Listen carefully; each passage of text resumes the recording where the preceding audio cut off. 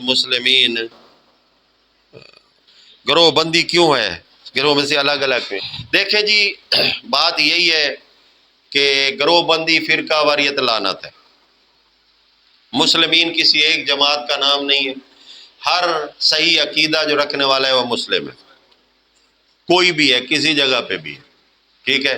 جماعت اس لیے ہے کہ کچھ لوگ اکٹھے ہوئے ہیں۔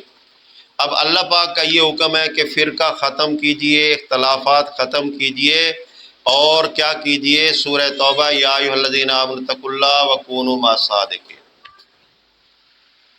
اگر آپ سچے ہیں تو مجھے حکم ہے کہ میں آپ کا ساتھ دوں، میں اختلاف نہیں کر سکتا، ٹھیک ہے۔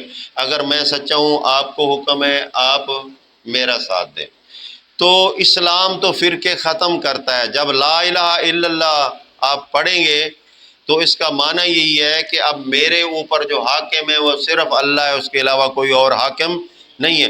فرقہ تب بنتا ہے جب آپ کسی مولوی کو اہمیت دے دیں گے، کسی بزرگ کو اہمیت دے دیں گے، یا اپنی ضد کو دے دیں گے، یا اپنے علم کو دے دیں گے، تو پھر غیر الہ داخل ہو جاتا ہے۔ یہ بھی شرک ہے، یہ بھی شرک ہے۔ تو للہ مومن بنیے، مسلم بنیے، یہ کوئی سیاسی جماعت نہیں ہے، یہ دینی بھی جماعت ہے۔ ہر پیغمبر مسلم تھا، ان کے ساتھی مسلم تھے، اور عقیدے والا آدمی قیامت تک جو ہوگا وہ مسلم ہی ہوگا۔ اگر وہ مل جاتے ہیں اللہ کی رضا کے لیے تو وہی مسلمین ہوگا، ان کے اندر اختلاف نہیں کرنا ہے۔